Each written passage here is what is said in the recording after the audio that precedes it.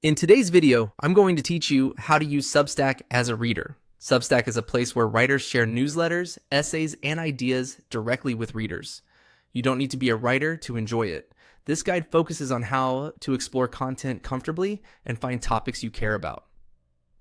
First, open your web browser and go to substack.com. You'll land on the main page, which highlights trending publications and featured posts from a variety of writers. Think of this as your discovery hub. Take a moment to look around.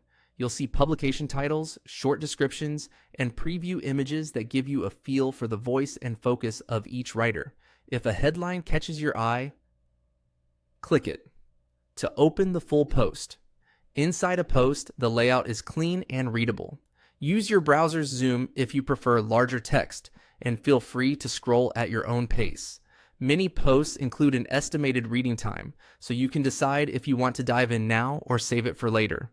If you want to keep your place, simply leave the tab open or bookmark the post in your browser.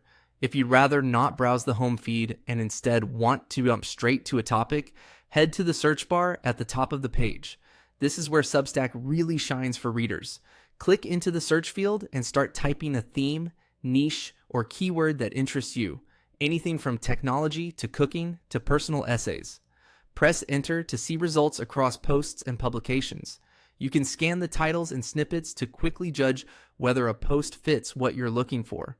If you're exploring broadly, try a general term and skim the top results. If you want something more precise, add a couple of descriptive words to narrow the focus. As an example, try typing the word highlight into the search bar. This simple keyword can surface posts where writers discuss highlights from their week, key takeaways from books, or notable moments in their field. It's also a helpful way to find roundups and summary style content if you're in the mood for quick insights. After you search, open any result that looks promising. If the first few lines don't match what you had in mind, go back and adjust your search phrase. Small tweaks can make a big difference in the results you see. That's all you need to get started.